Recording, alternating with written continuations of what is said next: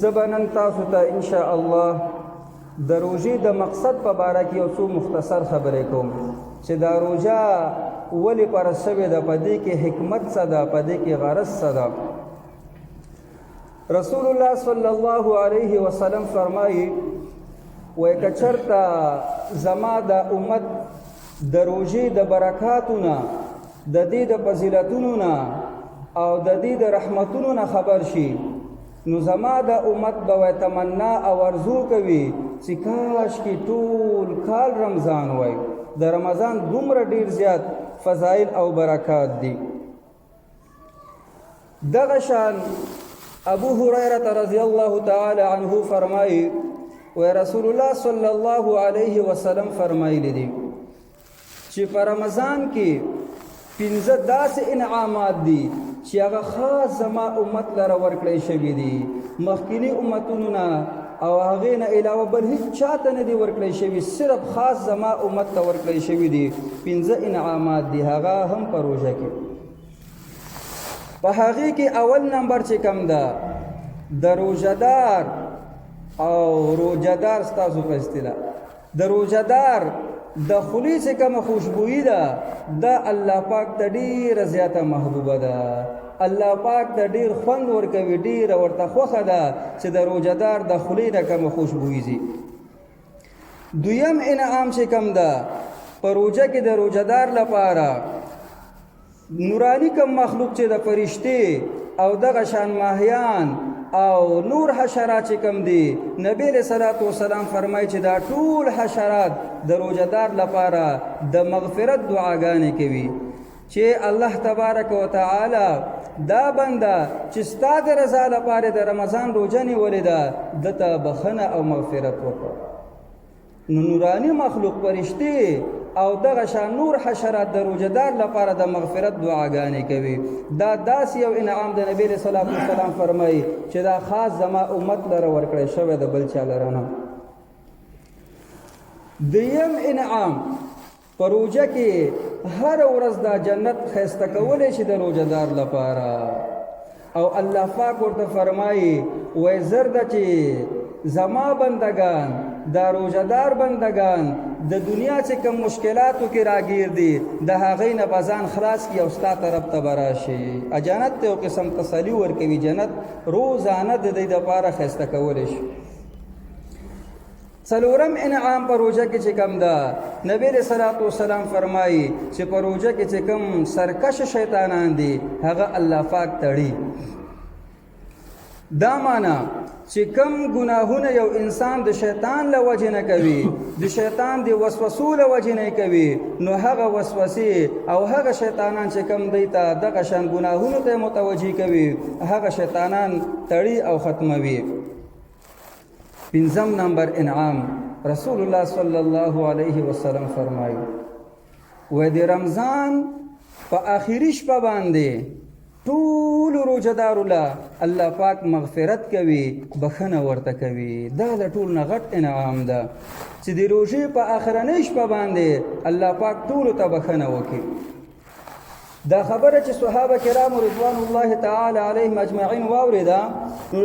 نبی علیہ السلام نه پوښتنه وکړه وایي دی الله رسوله دا د مغفرت شپه چې تا بیان کړله، دا پنځم انعام چې تا بیان کړ، آیا دینه مراد د قدر شپه ده؟ نبی علیہ الصلوۃ والسلام ورته فرمایل وای نه، د قدر شپه یعنی لیلۃ القدر چې کوم فضایل دي هغه په خپل ځای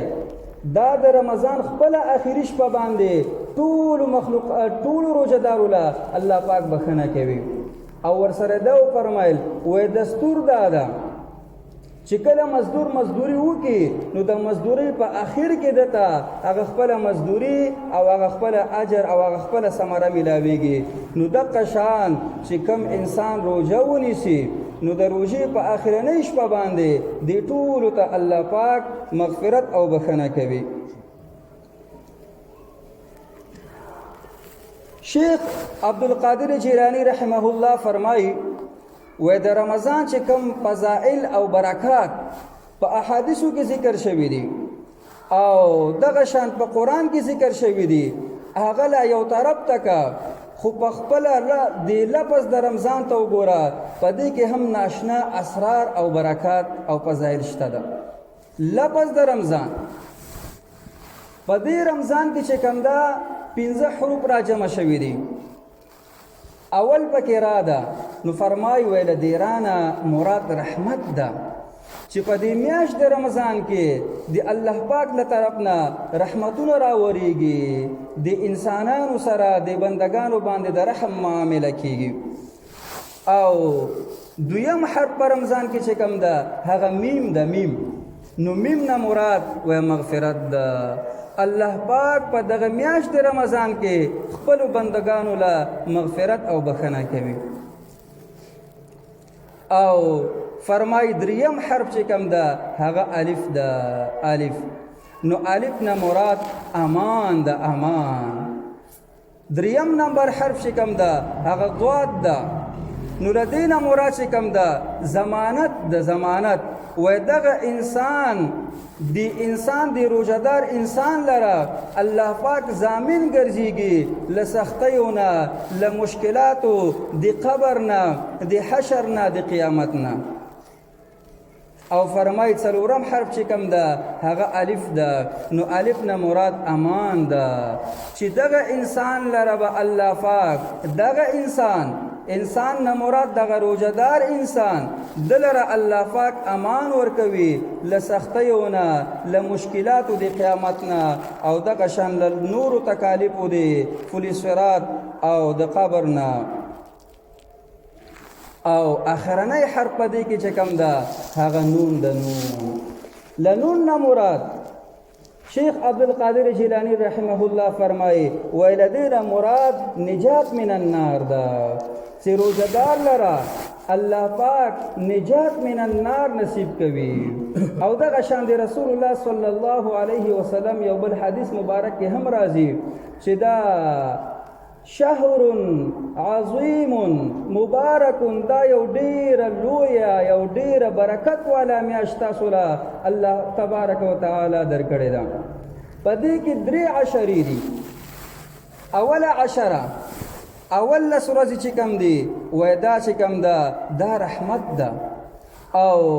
دویمه عشره چې کوم ده دا مغفرت ده. او دریمه عشره عتق من النار، په دې کې الله پاک د بندگانو لره نجات نصیب کوي له چانه له اور د جهنم نه. محترم خپل موضوع ته راځم. موضوع زما د مقصد د روژې موږ نیسو ولې په دې باندې د غیر دینو څه اعتراضات دي. هغه وایي د اعتراض په شکل باندې وای دا بنده باندې الله پاک روزه ځکه لازمه کړې ده چې کله الله پاک وای د خپل بندگان وږي تږي داسې وویني وای نعوذ بالله هغه ور باندې خوشحالیږي. بل اعتراض هغه دا کوي وای دی بنده لره الله پاک په دې روزې نیولو باندې په دنیا کې یو قسم سزا ورکوي چې له هر څه نه بند کړی ده. دا د هغې اعتراضات دي. او دریم اعتراض هغې دا کوي وای دی لره د بچت یو بندوبست شوی ده چې دی لره بچت وشي، خوراک ډیر شي او ذخیره وشي. دا د غیر دینو اعتراضات دي د روزې د نیولو. خو هیڅ کله داسې نه ده، بالکل داسې نه ده. د روزې مقصد او غرض الله تبارک وتعالی په خپل کلام کې ذکر کړی ده، په خپل ذکر کړی ده. مخکې چې کوم آیات تاسو ته ما تلاوت کو لعلکم تتقون، د دې روزې نیولو مقصد او غرض دا ده چې په انسان کې په دې بنده کې تقوا راشي. تقوا راشي. نو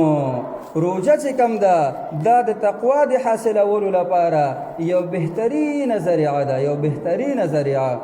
او په خپل تقوا چې کوم ده دا هم یو ډیر اوچت انعام ده چې الله پاک دې بعضې کسانو لره ورکړی ده. الله پاک د موږ تاسو ټولو ته تقوا نصیب کړي. ځکه الله تبارک وتعالی فرمایي ان اکرمکم عند الله اتقاکم،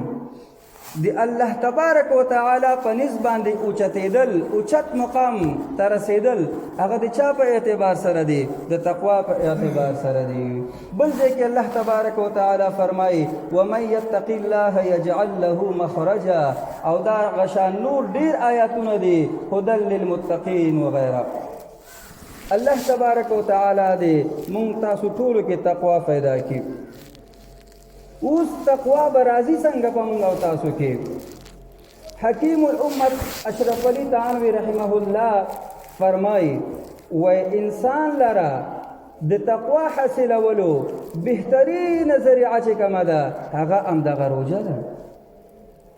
داسې مثال د روژې ده وای لکه څنګه چې یو کس یو انسان بره چت ته خیزي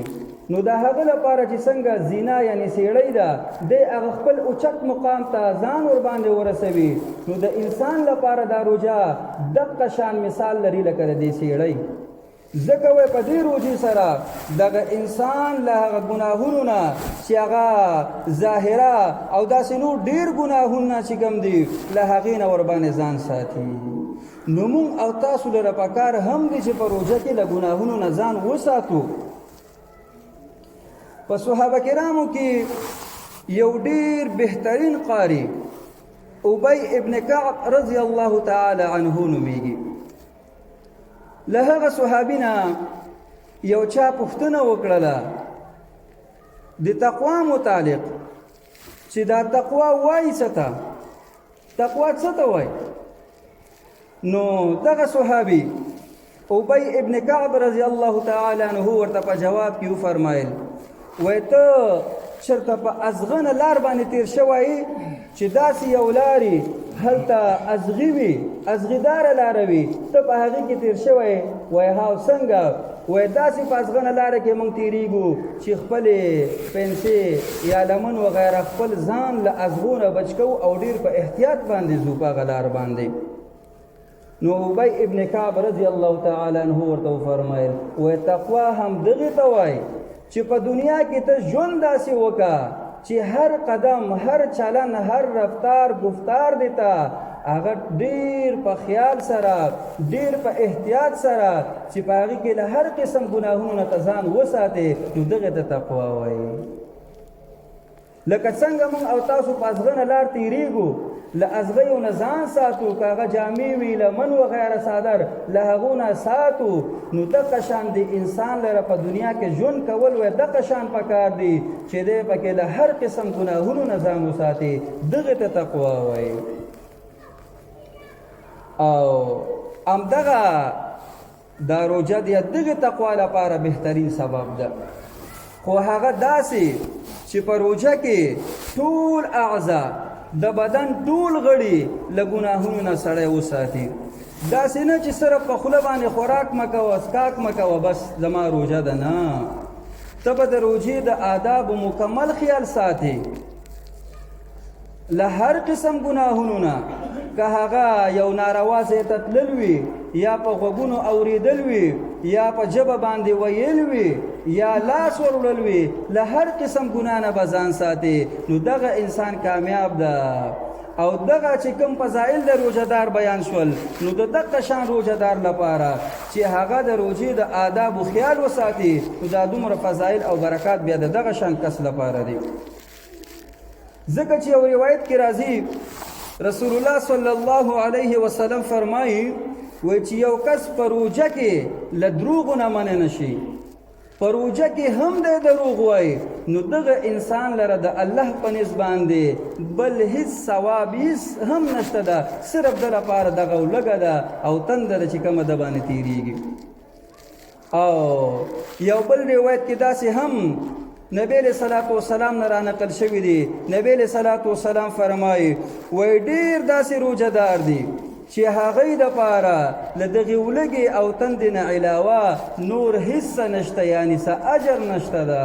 ولې نشته ده ځکه هغې په روژه کې هم هغه شان ګناهونه کوي د غوږ استعمال هغه شان کوي د ژبې استعمال هغه شان کوي لکه څنګه چې مخکې کو یعنې څنګه چې د ګناه په ځای کې استعمالول نو په روژه کې اوس هم هغه شان استعمالوي نو مونږ او تاسو لره پکار ده چې د روژې د آداب مکمل خیال وساتو